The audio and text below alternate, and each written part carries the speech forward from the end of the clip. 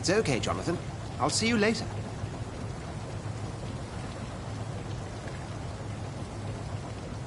I'm sorry, Jonathan. Mr. Hampton needs me right now. Come on, you bastard! You can do better than that! Nah, it's my turn!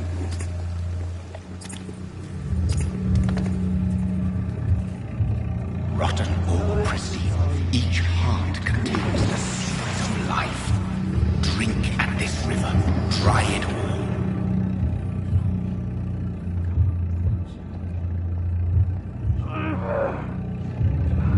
Bastard gave me a good poke. Oh, come on, you bastard! I won't bite. Sir, please. You've lost too much blood. Calm yourself. You think I didn't notice? Stop your staring and get me to an hospital, you arse!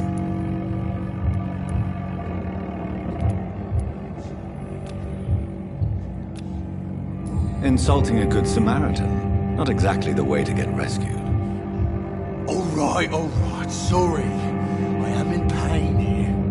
Me guts are spilling out onto the street and you're yabbering on. Yes. That's a very nasty wound you've got there. Take my word, I am a doctor. Dr. Jonathan Reed. Name's Clay Cox. I'd appreciate you helping me to a better place, Doc. Follow me, Mr. Cox.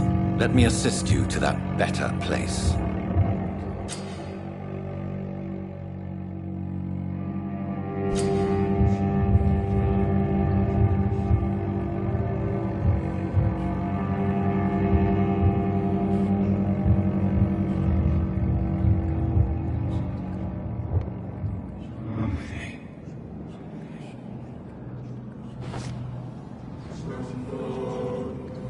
Bring this fading light into the shadows. Dance with him the dance of life and death.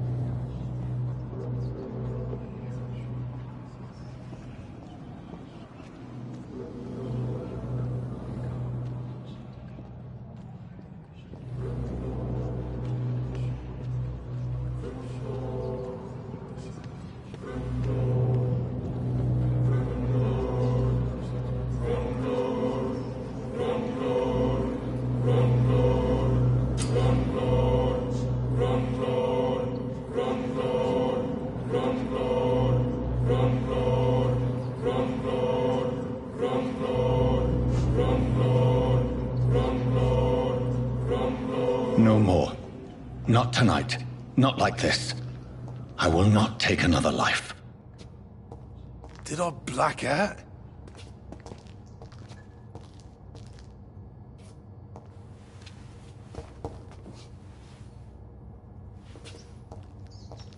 Whoa, I feel giddy. What happened? It is wise for the huntsman to sometimes let his prey go, but no famished hunter can run for long.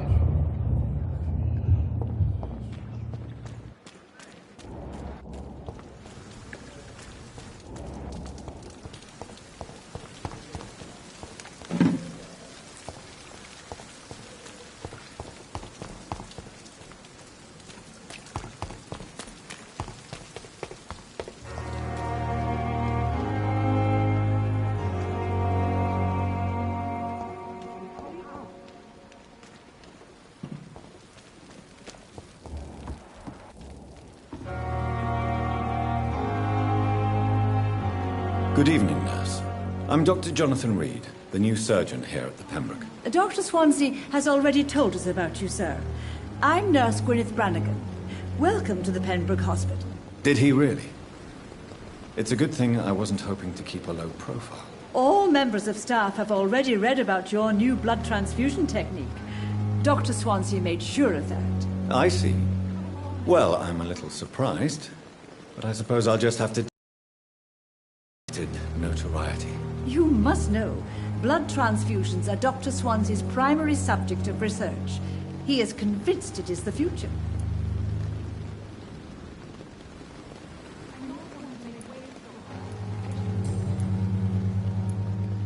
How are things here? Not good, to say the least. We're struggling against an invisible enemy, more lethal than any bullet from a gun. It's hard, Doctor.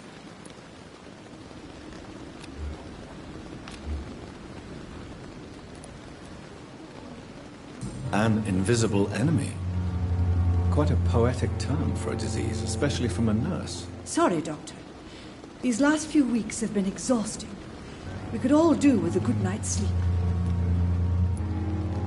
Do you think this hospital can survive the epidemic? We are all volunteers here, and we're trying to hold fast, but how do we beat an invisible killer?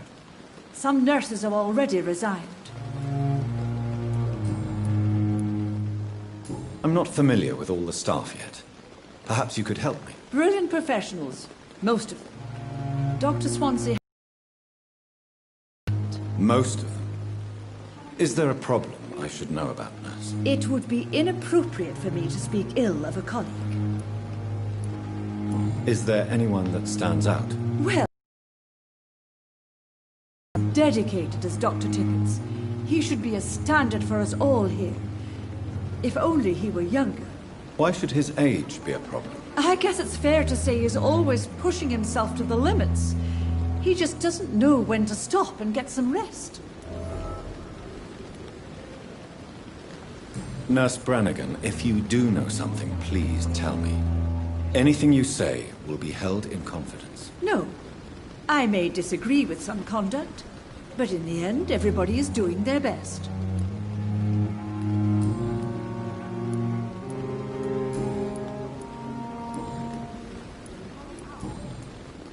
Goodbye, nurse. Call me if you need assistance.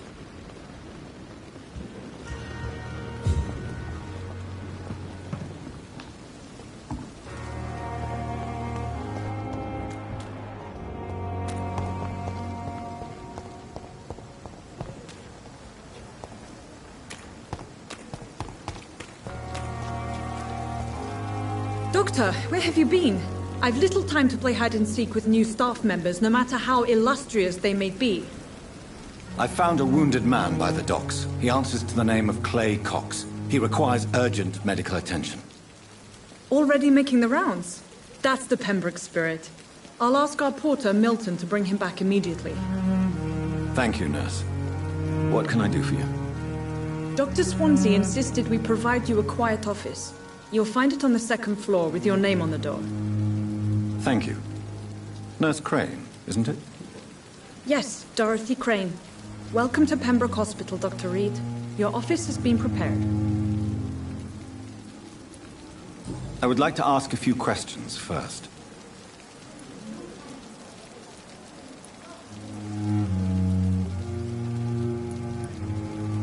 What kind of man is Dr. Swansea? Well, you accepted the job from him. I thought you would have known about your employer.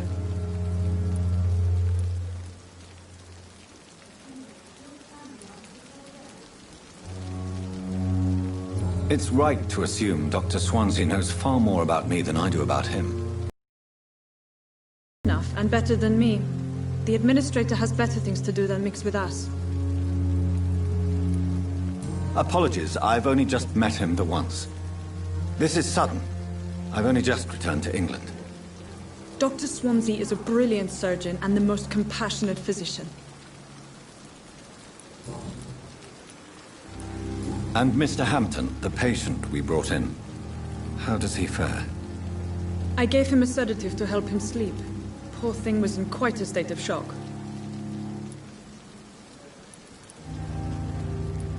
Thank you, Nurse Crane.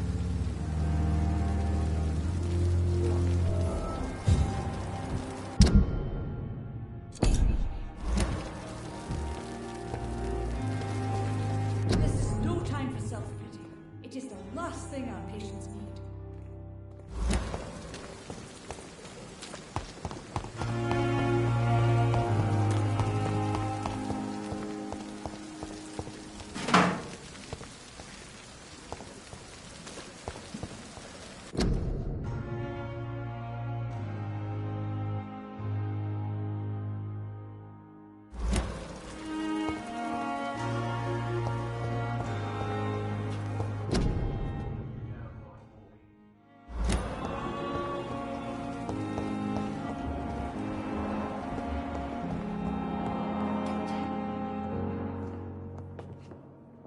Good evening, sir.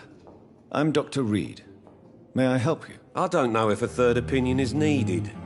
Your colleagues are already arguing about my condition. I see.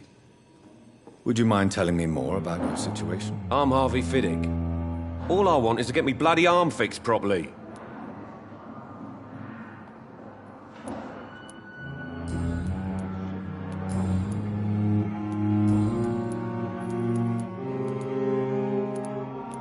Tell me about the doctors who are arguing about your case. Strickland and Aykroyd. They both want the best for me, but there's a lot of pride there. Doctors are no different from carpenters, it seems. What do you mean? I often had professional arguments with rivals on a building site. Difference is, I disagreed about wooden nails, not flesh and bones. Are you satisfied with your treatment here? Well, it's clear that I've chosen a bad time to be injured. Forgive my bluntness, but you seem overwhelmed by cases of the flu. I won't lie to you about it. I'm afraid we are. Are you sure you don't want to operate yourself, Dr. Reed? I have the feeling you're very capable, and your colleagues seem to think so too. In other circumstances, you would be right. But for now, I don't think I can take on the responsibility. My apologies. Tell me about yourself, Mr. Fiddick. I'm just a regular guy waiting to get his arm fixed, so I can return to work and to my family. I was more curious about what you were doing before being hospitalized. I'm a carpenter, and a good one too. But that means I need both arms to feed my family, Dr. Reed. Goodbye for now, Mr. Fiddick. I'll see you later. You always knew the word sure making a difference. Helen. As for me, what a blundering idiot. What can I do for you, Doctor? Thank you, Nurse Crane.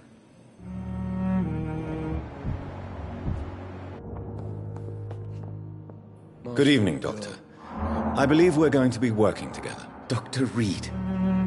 Dr. Swansea informed us of your arrival, but I could not dare to believe we'd have such good fortune. Such an honor, sir. Thank you. And you are? I am Thoreau Strickland, Dr. Thoreau Strickland. I'm a great admirer of your work, Dr. Reed.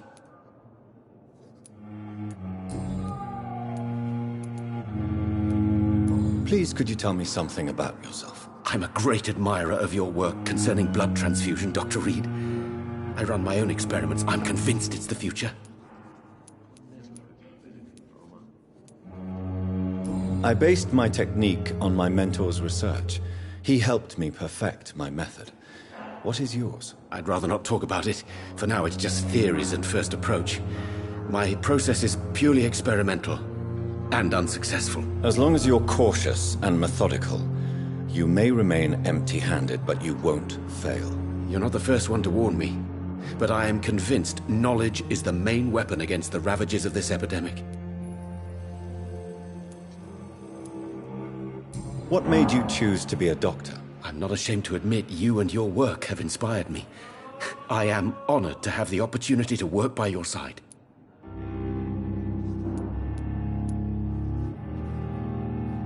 It's always a pleasure to share scientific and medical knowledge with someone eager to learn. I'll be glad to help you if I can. This epidemic may be the century's most terrible disaster, but I'm convinced that we, as doctors, are the only ones able to defeat it.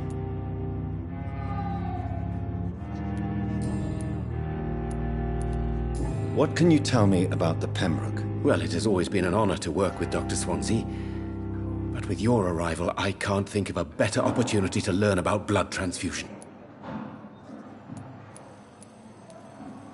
Do you need help with anything in particular? Well, yes, maybe. I'm waiting for a batch of products I ordered for my personal research, yet my supplier seems to have vanished. Do you want me to play the errand boy for you? Oh no, Dr. Reed. But if you went personally to his shop, what with your reputation and all, he wouldn't dare to refuse the products I need. I see. Well, give me the address, for I may pass by if I have time.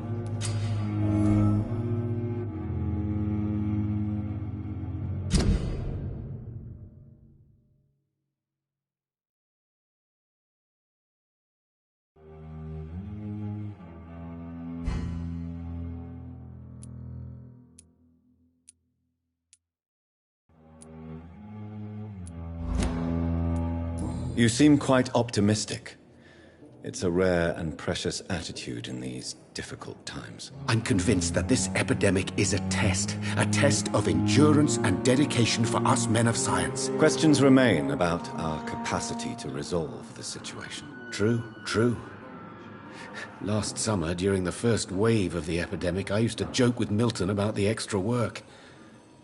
We're not smiling now.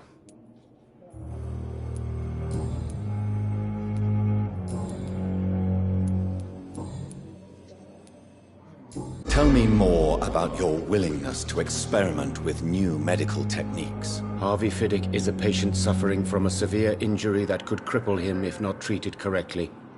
I'm convinced your blood transfusion technique could help him. What is it you really want? To save him, or to prove your point? Fair question. I want nothing but to save my patient, Dr. Reed. Especially since I know Mr. Fiddick's story.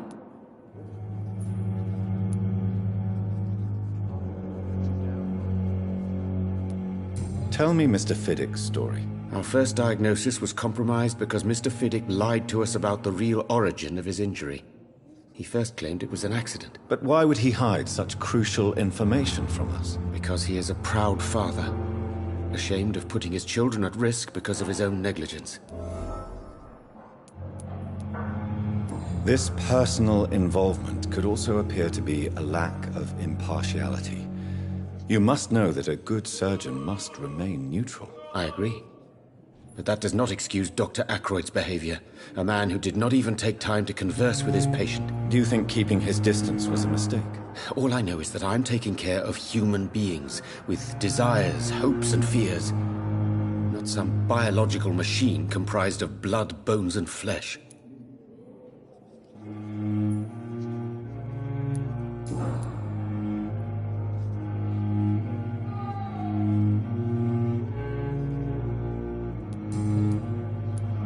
Goodbye, Dr. Strickland.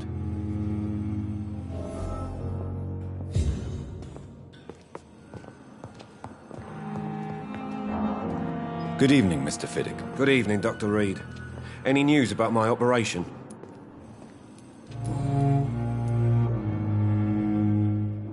Tell me about your injury, Harvey. Why do you feel so guilty about it? My wife died because of me. And now I may lose everything because I've been careless enough to hurt myself. What an arsehole.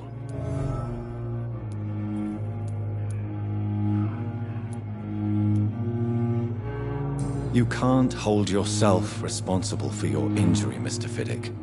Unless you tried to hurt yourself. Of course I didn't hurt myself. But I can't work until my arm is fixed. My children need to eat, Doctor. How could your job be responsible for your wife's death? I was working a double. She went out to bring me a hot meal and got caught in a German bomb raid.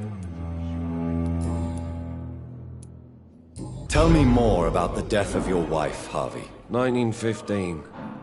I was in the army, building workshops for the Royal Flying Corps. Helen was happy I wasn't sent to the front.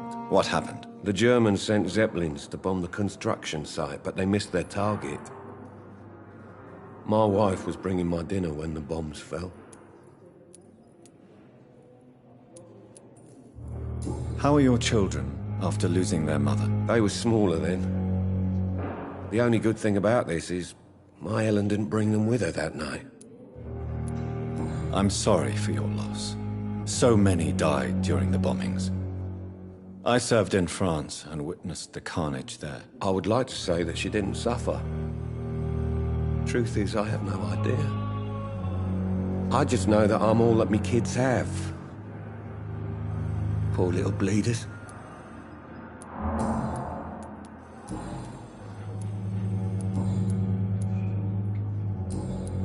Goodbye for now, Mr. Fiddick. I'll see you later. Oh, sweet girl. I never could keep anything from her.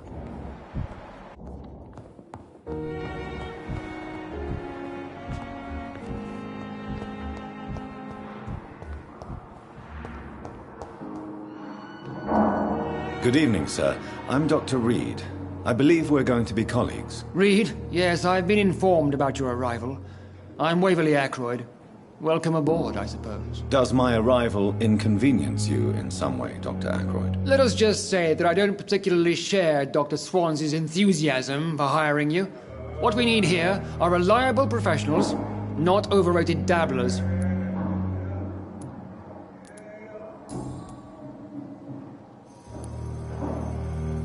If you have a problem with me, Dr. Ackroyd, please feel free to tell me. Dr. Swansea has imposed your presence on this hospital without asking anyone's advice. The benefit of his position. But I don't agree with it. I know we've never met before, but I believe this hospital could use all the help it can get. You will agree with that, I'm sure. Oh, but I have heard about you, Dr. Reed. Of course, you can't say the same about me, since I have not wasted my time courting the press.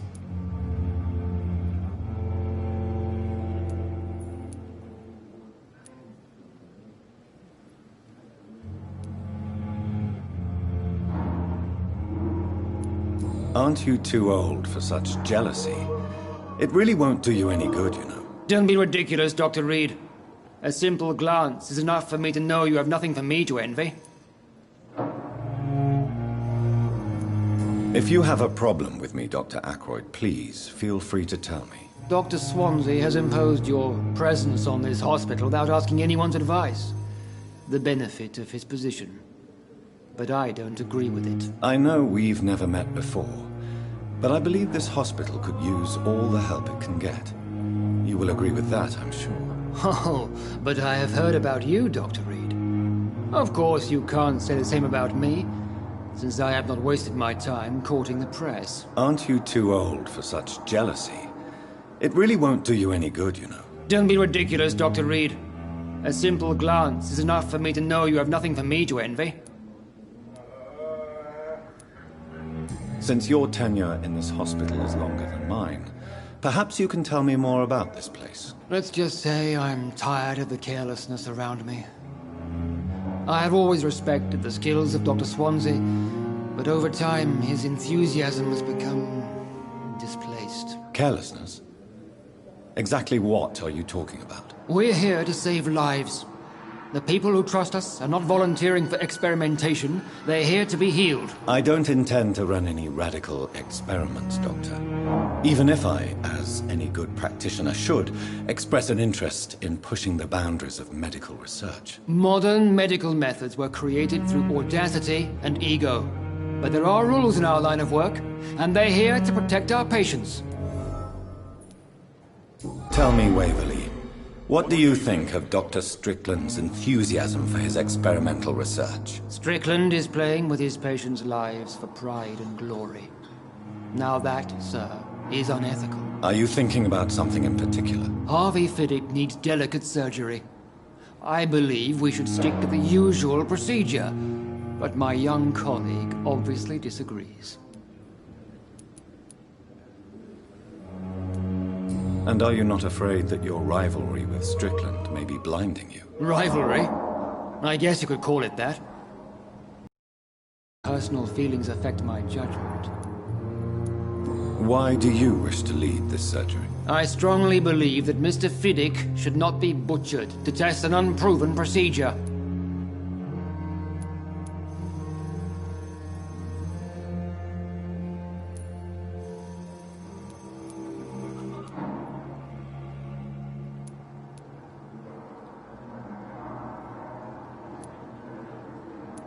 I really hope you're right about this, Dr. Ackroyd.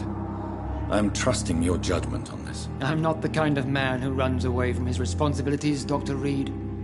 There is no need for you to be looking over my shoulder.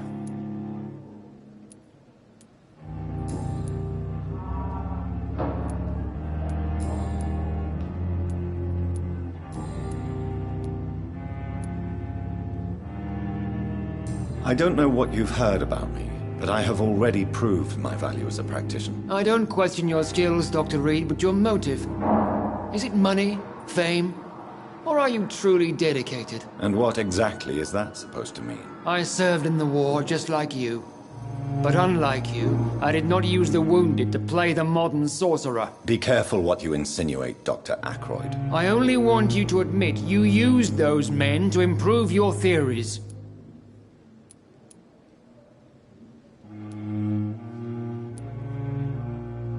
This is ridiculous. My blood transfusion technique saved many lives, and you know it. You see?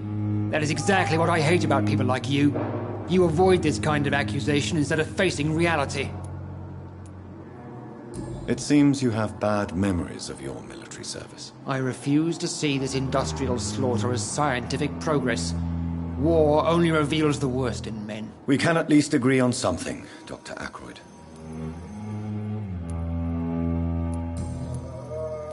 Thank you for your time. We'll talk later.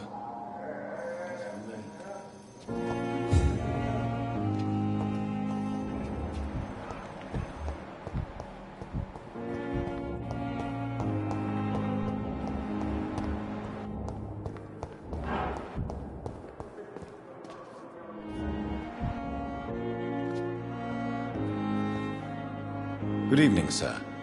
Can I help you? Unless you're here to fix my face. No. I don't think you can help me. I'm Dr. Reed. I've recently taken the position of head surgeon here. War injuries, am I right? You guessed right, Doctor. German shell took my pretty little mug right off. But they still call me Thomas Elwood. How is your stay with us, Mr. Elwood? Oh, it's bliss. I just escaped death in the trenches to be surrounded again by the moans of the dying. Can I ask you precisely why you're a patient here? It's the pain, sir. The drugs don't work. It just hurts under the scars, if you get my drift. Who is treating you? Is someone in particular looking after your case? Nobody since the old and tired doctor spoke to me. Started to think I was forgotten about. Wouldn't blame you. You don't seem worried by that. My face hurts so much more when I smile or cry. I've learned it's easier not to speak. But be assured I'm smiling inside. Can I do anything for your pain? Nurses gave me a bunch of pills. No effect. Told you. It's like the flames are under my skin, burning away.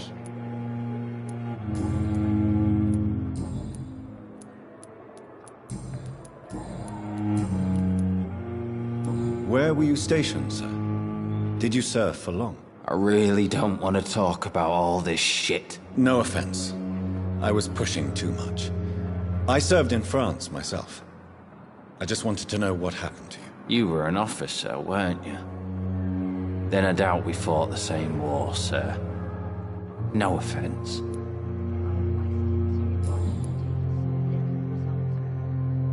Goodbye for now, Mr. Elwood.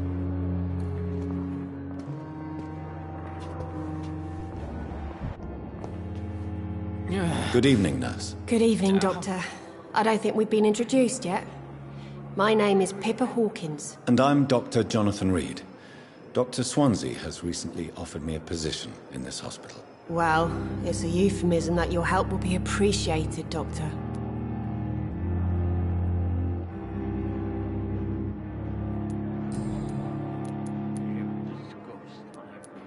How would you describe the situation at the Pembroke Hospital? It's serious.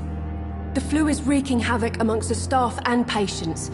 We are running out of everything.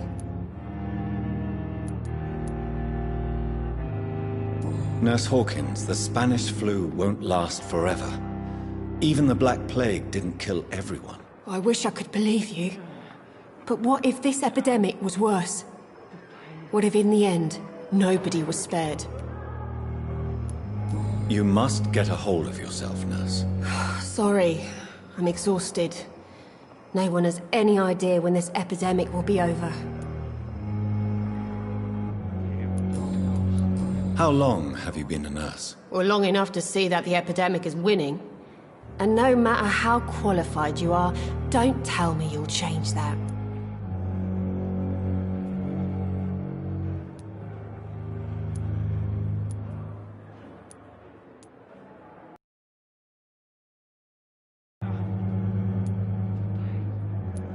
I don't like your attitude, Nurse Hawkins.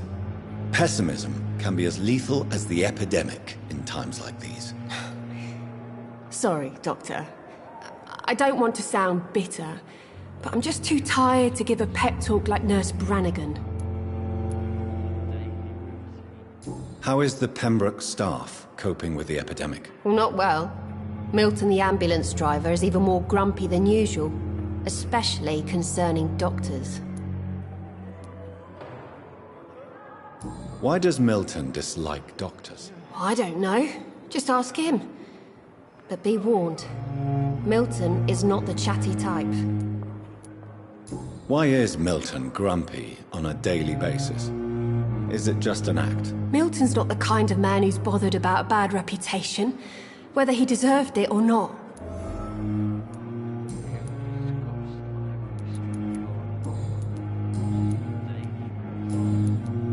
Goodbye, Nurse Hawkins.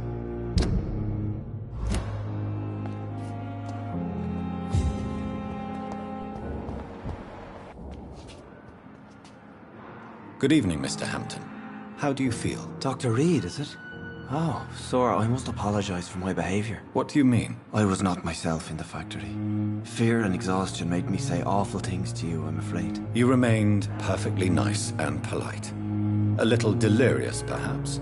But who wouldn't be after enduring an abduction? Thank you, Doctor. That's a relief. Now all I need to do is rest and return to my flock.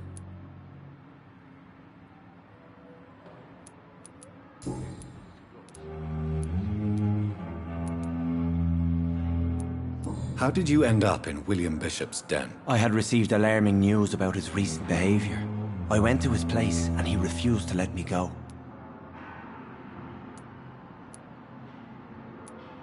Why did he abduct you? William was an alcoholic. His addiction suddenly changed to blood. I don't know why. Just like a patient I met here. This Miss Hawcroft.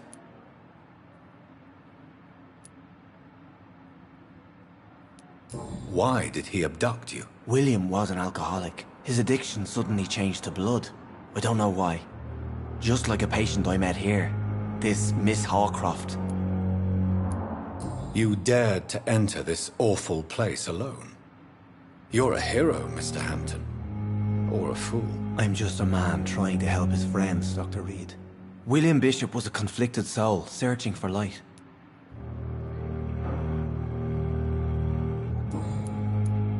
What is the general situation in the East End docks? The situation has always been tough, with a lot of tensions between the gangs and the dockers' trade union.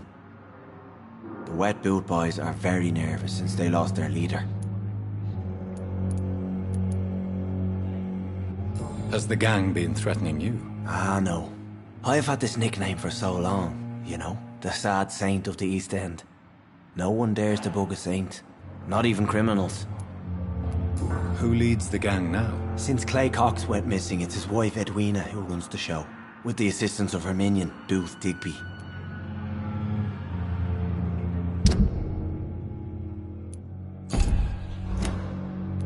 Who leads the gang now? Since Clay Cox went missing, it's his wife Edwina who runs the show, with the assistance of her minion, Booth Digby.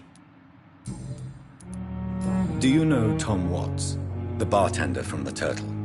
I met him before I found you in the canning factory. Tom? Yes, of course. Always the helping hand, good old Tom. Without men like him, corruption and despair would have wiped out the East End long ago. People are still in despair. How could it be otherwise? The authorities have left us all to rot in this contagious nightmare. No drugs, no advice, nothing. It's a damn shame. Who should I avoid in this part of town, then? Any particularly evil figures? Not really. Most men and women are just doing their best. And it's not my habit to speak ill of people I know, Doctor.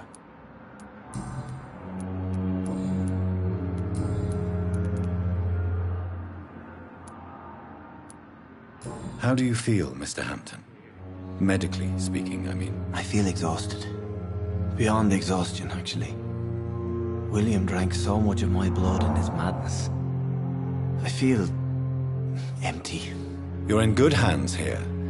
Dr. Swansea is well versed in blood transfusion, and I'm sure he'll take the best care of you. Thank you, sir. I believe all I need is rest. And then I can go back to the people who need me. What do you do for a living, Mr. Hampton? I can't help but notice the cross around your neck. I manage a night asylum for the poor and homeless of the docks. And I try to guide the lost and hesitant on the right path to our Lord. Are you a priest, Mr. Hampton? A deacon, maybe? Not at all, Doctor. I'm just a man of faith willing to preach the good word.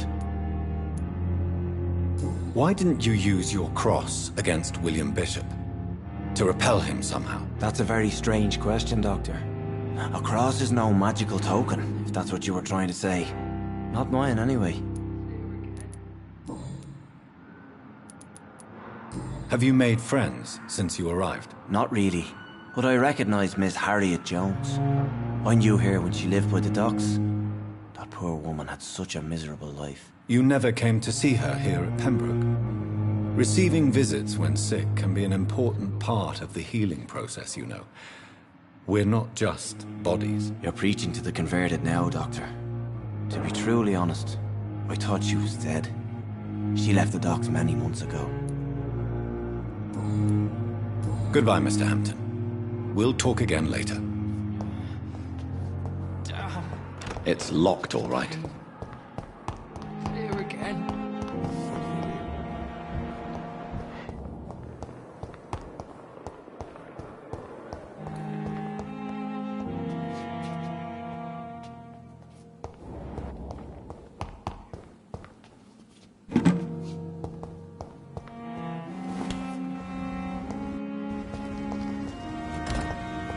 I cannot enter. Scowl voices in the garden. I should investigate. If they were to find somebody.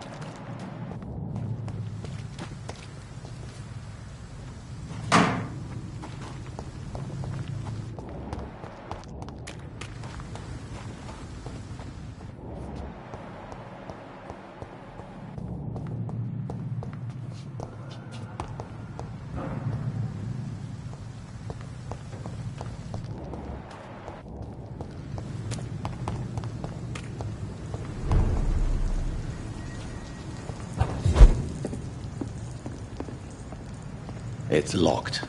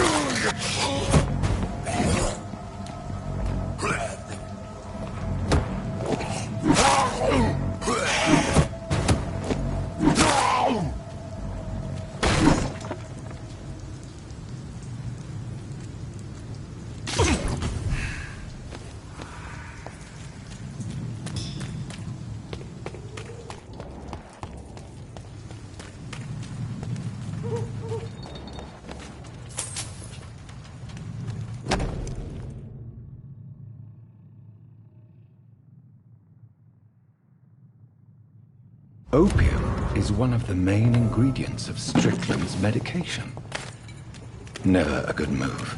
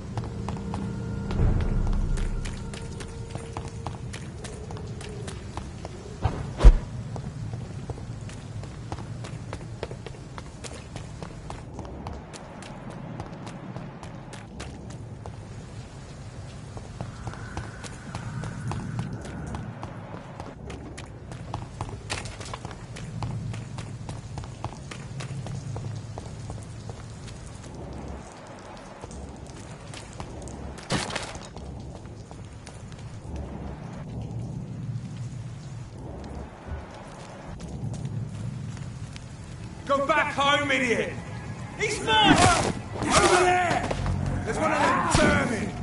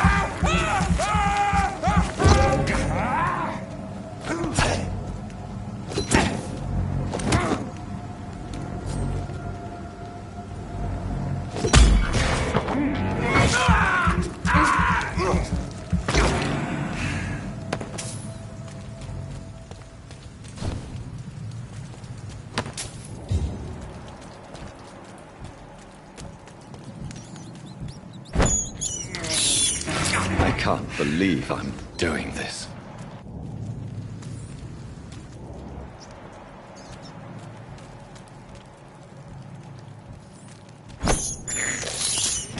This is despicable.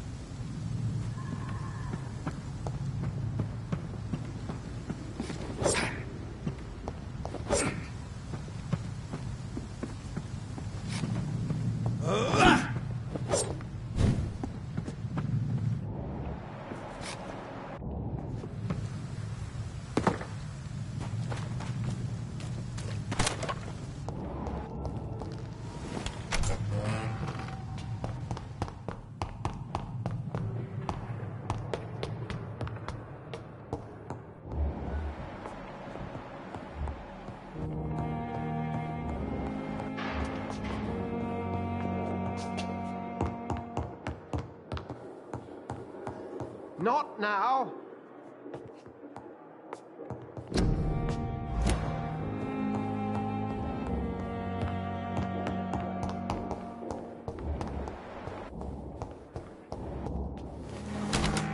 This must be the place. It's definitely away from prying eyes. Relegated to the shadows. A kingdom of my own. At least I won't be sleeping in a coffin.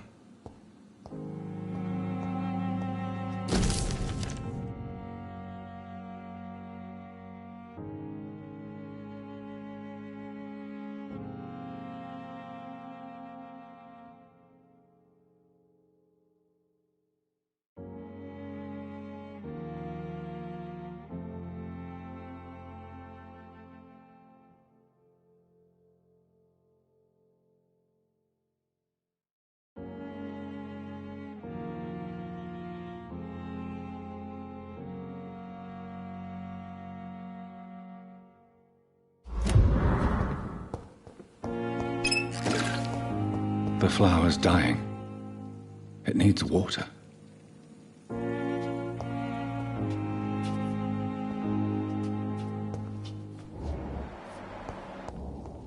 The flower's dying. It needs water.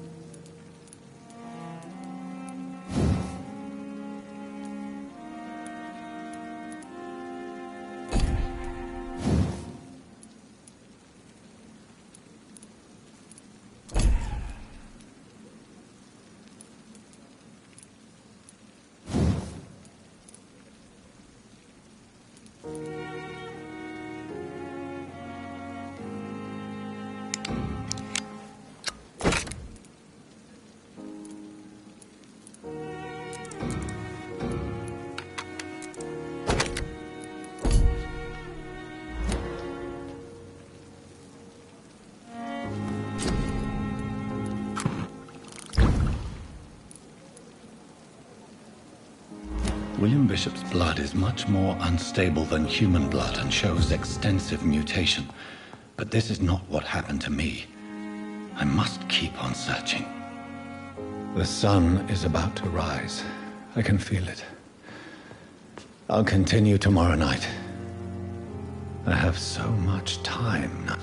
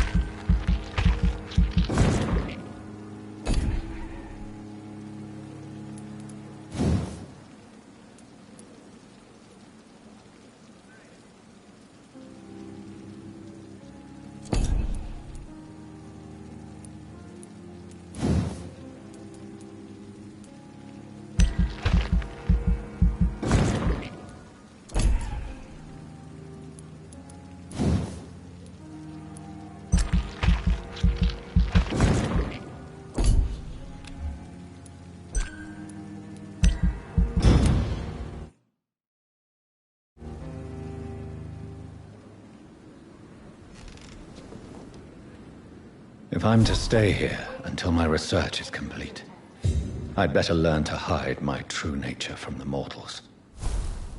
But what about my thirst for blood?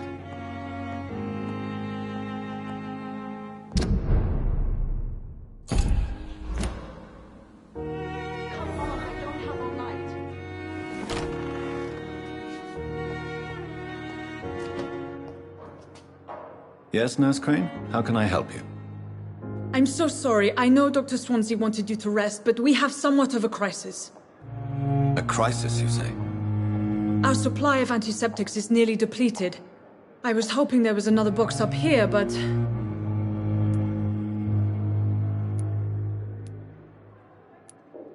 Sorry. There's nothing here. Some of the patients won't last the night without them. Honestly, sir, I'm beside myself. I may have a solution. In France, during the war, drugs shortage was a daily problem, and we had to use our wits to overcome the shortages. However do you mean? If combined correctly, certain household chemical products can be used in a pinch instead. Now, where's the hospital storeroom? The storeroom? Fat chance. This is the Pembroke, and space is luxury we don't have. Everything used to be stored in the old morgue. Perhaps I should look there first. Where is this morgue? It's the large building behind the hospital. You'll need to go in the back door because it's been sealed off for sanitary reasons. Take this key. It opens a small back entrance at the end of a narrow street. The abandoned morgue behind the hospital. A small door at the end of a narrow street. On my way then. Thank you, nurse.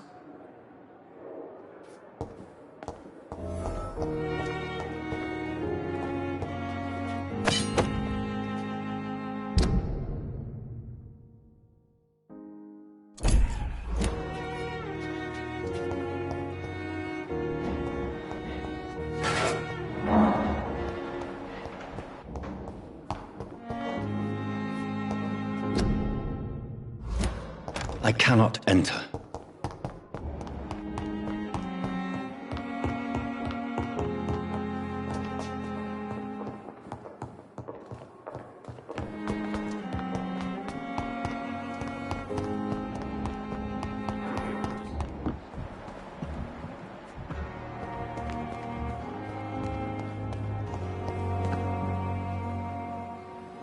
Good evening, sir. I'm Dr. Jonathan Reed. I'm new here. I've already heard about you, Dr. Reed. I'm Milton Hooks, the ambulance driver for this shithole of a hospital. That's quite a blunt introduction, Mr. Hooks. You can call me Milton. I like to speak my mind, Dr. Reed. Perk of the job. Don't judge me, and I won't judge you. I'm not sure I understand what you're talking about.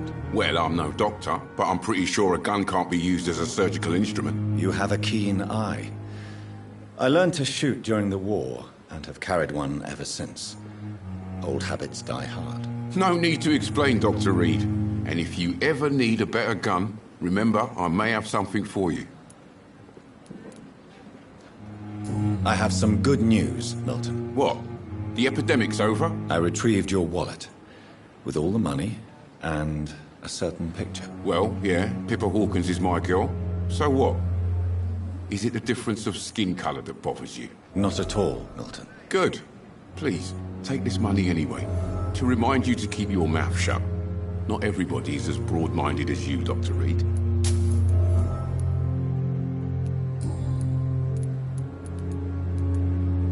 Why do you have such a mediocre reputation among your colleagues, Milton? Fuck them. Nobody knows the horrors I've seen since working here. This city was sick long before the epidemic, Dr. Reed. I know it's a difficult task, but correct me if I'm wrong. Is this not the job you are paid to do? I've seen babies left to die while their brothers were properly fed. Underage girls and boys sold to all manner of perverts. I'm sorry, I don't know what to say. Yeah, exactly. We lack words. So excuse me if I don't look on the bright side of life.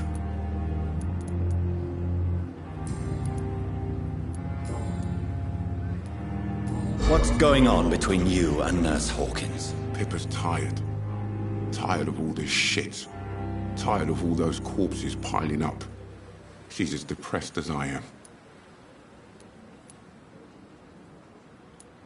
During the war, I witnessed a few couples just like you come together in difficult circumstances. It can be very damaging. Maybe you're right. But we support each other. And that's all that matters. You do realize you could both get fired. Hospital staff are not meant to have intimate relationships with one another. Come on, Dr. Reed.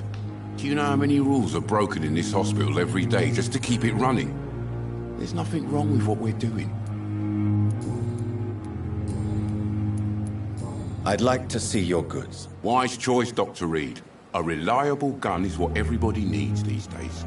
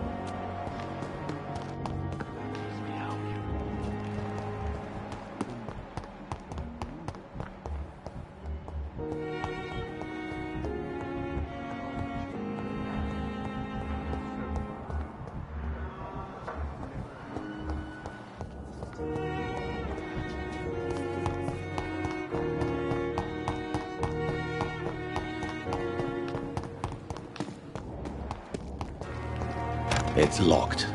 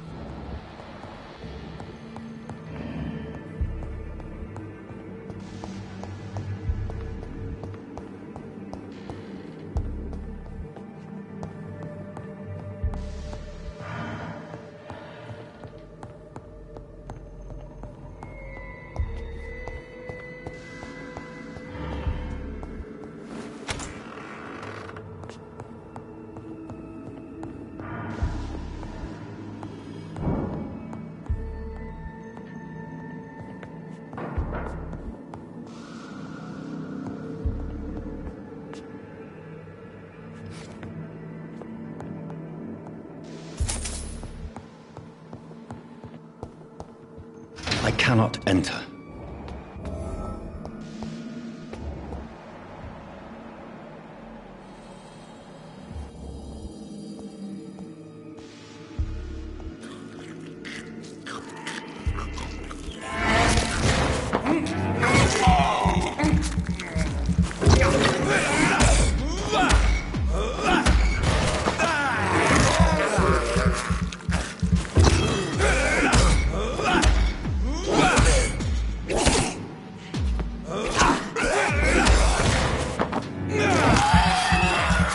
Behavior is similar to the infected William Bishop.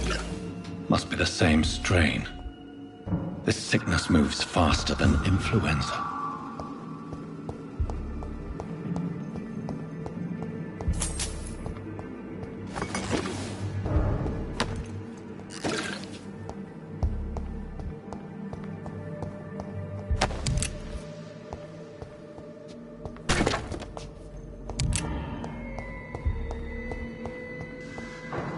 It's locked, all right.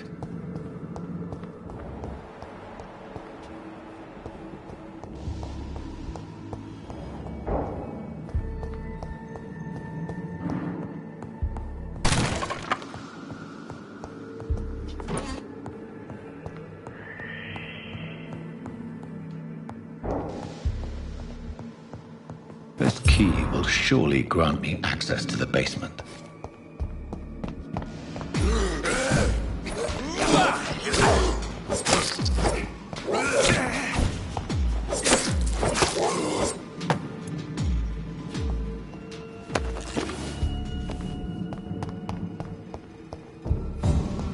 balls of Mars, fortifiers. As popular as they are ineffective. But and tartrate, and that might prove itself useful.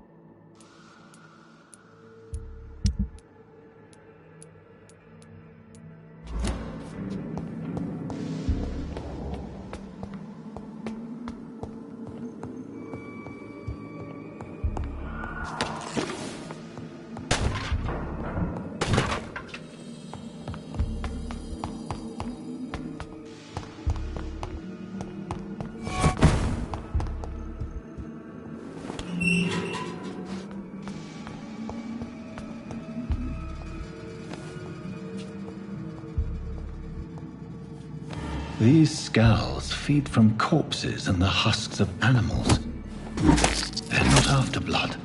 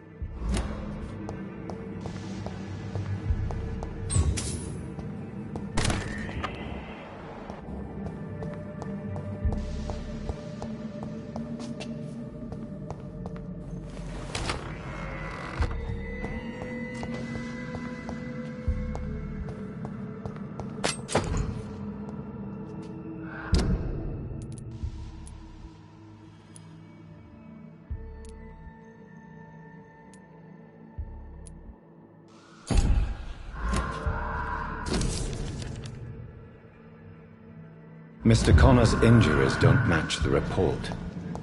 I'd better look into this.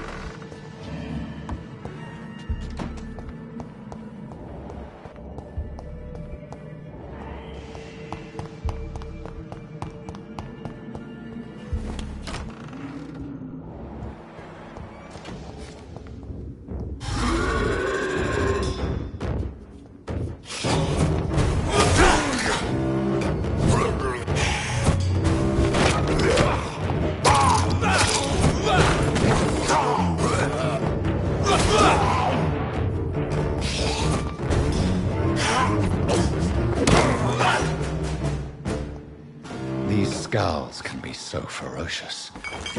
I'm not sure I can defeat them without becoming stronger. To drink blood is so tempting.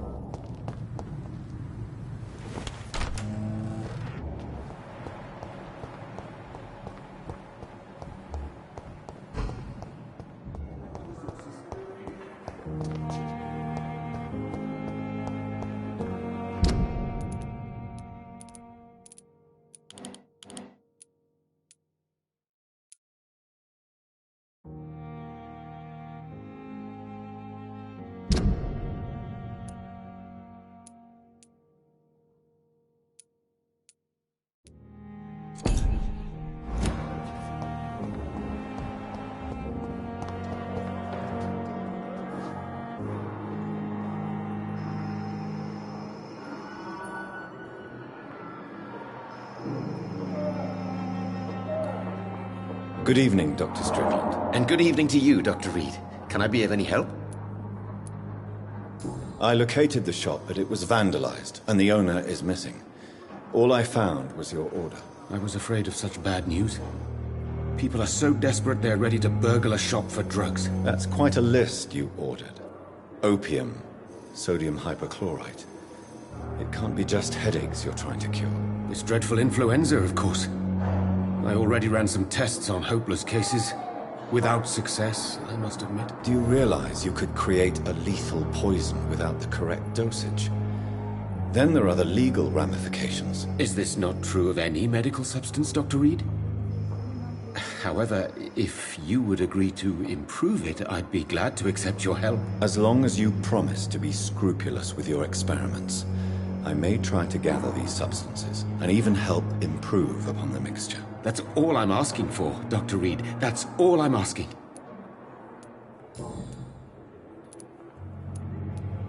I want to know about these secret tests you run, and if they can save people from this epidemic. Speak to me now, Thoreau. I know I may sound presumptuous, but I'm just following your steps, Dr. Reed. I'm casting away the shadows of ignorance by daring to face them. Self-confidence is essential in our line of work, my young colleague, but only if tempered with the correct amount of cynicism. But you never doubt yourself, Dr. Reed. I've read all your articles and books. You performed the most daring research during the war.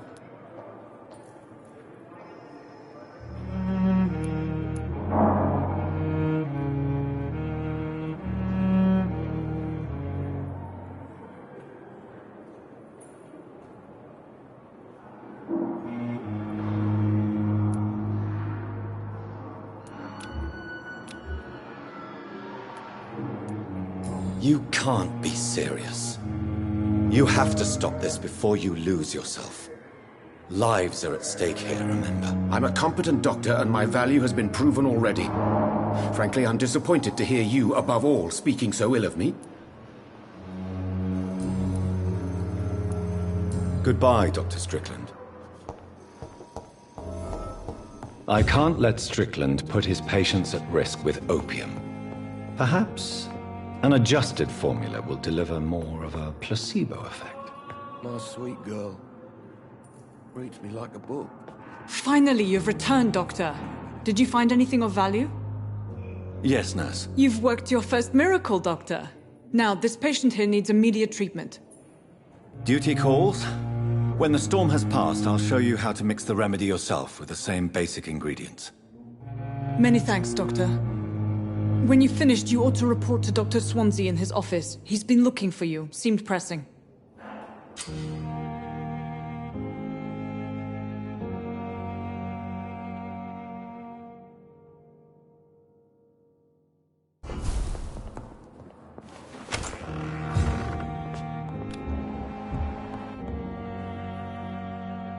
Good evening, madam. Can I help you? It's my son who needs you, sir. I'm Dr. Jonathan Reed. How can I help your son? I'm Beatrice Goswick, mother of Mortimer Goswick. Could you check on him, please, Dr. Reed? I've heard much of your talent. Goodbye, Mrs. Goswick. I'm all right. Don't waste your time with me. Good evening. I'm Dr. Reed. Can I help at all? No. Really? Why are you here, then? I don't want to talk. My throat hurts too much. I suppose that this pain is the reason you're here. Is someone taking care of you? Yes. And no. Could you at least tell me your name, sir? Mortimer. Mortimer Goswick.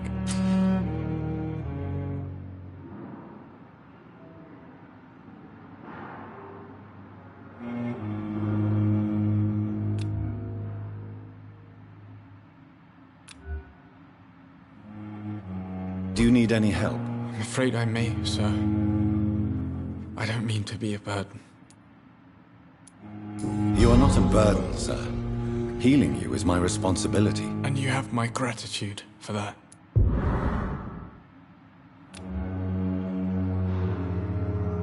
Do you need any help? Thank you, Dr. Reed, but you've done enough already. The rest is up to me now.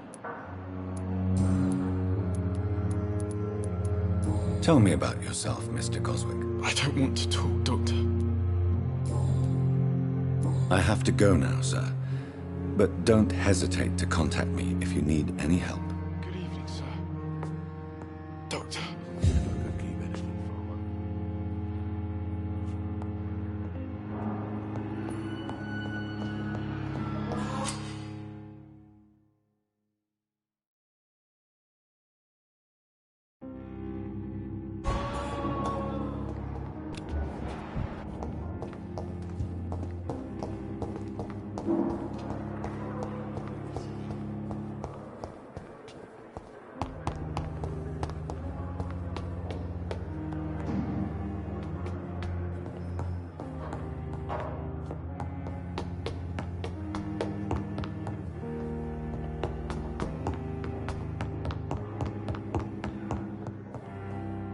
I cannot enter.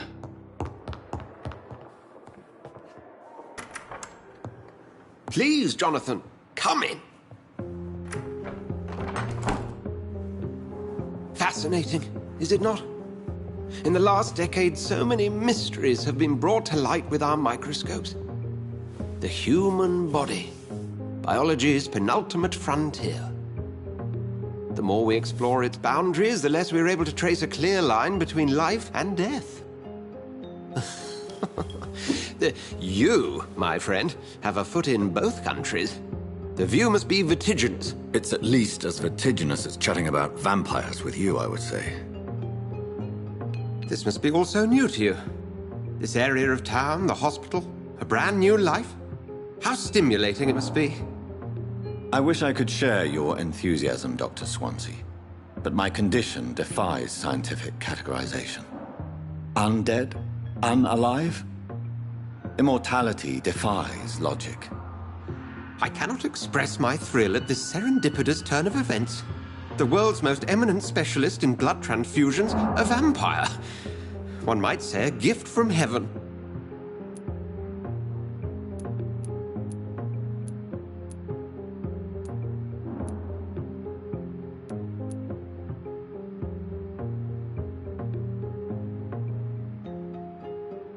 I'm a dead man. I was murdered. Now I'm a murderer. Tell me how this is a gift. Forgive me. I've been an admirer of your work for a long time, and now you are so much more than a brilliant physician. And please, call me Edgar.